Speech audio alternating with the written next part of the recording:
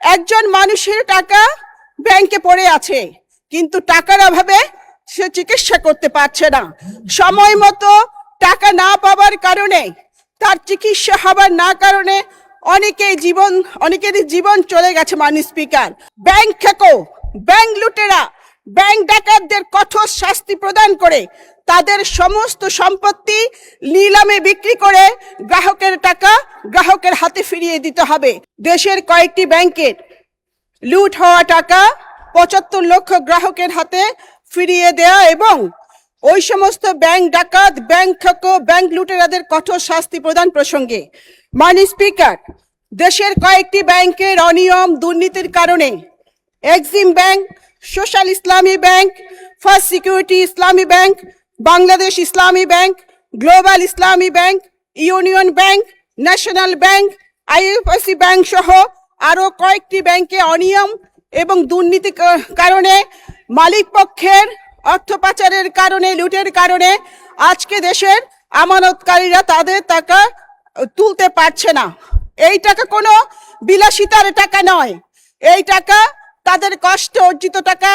এক বাবার মেয়ের বিয়ে দেবার খরচের স্বপ্ন, এক মায়ের চিকিৎসার শেষ ভরসা, এক শিক্ষার্থীর ভবিষ্যতের টিউশন ফি এবং ক্ষুদ্র ব্যবসায়ীর জীবন বাঁচানোর মূলধন এবং কারো পেনশনের সঞ্চয়।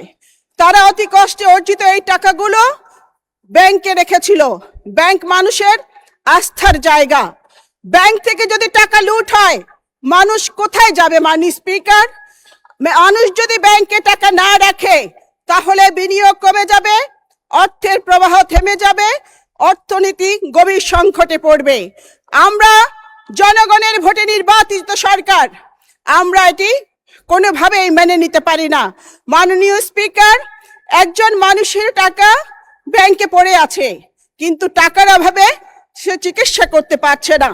সময় মতো টাকা না পাওয়ার কারণে, তার চিকিৎসা হবার না কারণে অনেকেরই জীবন চলে গেছে। মাননীয় স্পিকার, আর অন্যদিকে লুটেরা মালিক পক্ষ বিদেশে পালিয়ে গিয়ে নাকে সরিষার তেল মেখে আরামে ঘুমাচ্ছে। মাননীয় স্পিকার, এই সমস্ত লুটেরাদের তো এভাবে আরামে ঘুমাতে দেয়া যায় না। মাননীয় স্পিকার, এই মানুষগুলো, এই ৭৫ লক্ষ গ্রাহক আজকে সরকারের দিকে তাকিয়ে আছে। তাদের কান্না, তাদের আর্তনাদ, আজকে তারা ন্যায় বিচার পাবার জন্য রাষ্ট্রের কাছে দাবি জানাচ্ছে। মাননীয় স্পিকার, এই সমস্ত ব্যাংক ঠেকো, ব্যাংক লুটেরা, ব্যাংক ডাকাতদের কঠোর শাস্তি প্রদান করে তাদের সমস্ত সম্পত্তি নিলামে বিক্রি করে গ্রাহকের টাকা গ্রাহকের হাতে ফিরিয়ে দিতে হবে। তবে জানতে পারলাম তাদের যে সম্পত্তি রয়েছে তারা তার চেয়ে ১০-১২ গুণ বেশি তারা টাকা লুট করেছে।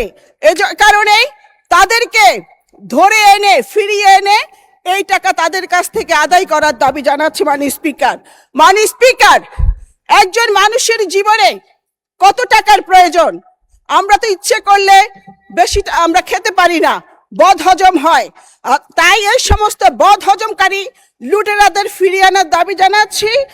এই বিষয়টির সাথে ৭৫ লক্ষ গ্রাহক জড়িত, মানুষ জড়িত। মাননীয় সদস্য মনোযোগ আকর্ষণ করেছেন, সম্পর্কের সময় আপনার স্টেটমেন্টটা দিবেন। এখন মাননীয় মন্ত্রীকে সুযোগ দিন। লেখা আছে মাননীয় স্পিকার, আমি নোটিশ দেখেই পড়ছি। মাননীয় স্পিকার, বিষয়টি অতি জরুরি বিধায় প্রয়োজনীয় ব্যবস্থা গ্রহণ করবার জন্য মাননীয় অর্থমন্ত্রীর আমি দৃষ্টি আকর্ষণ করছি। আপনাকে ধন্যবাদ।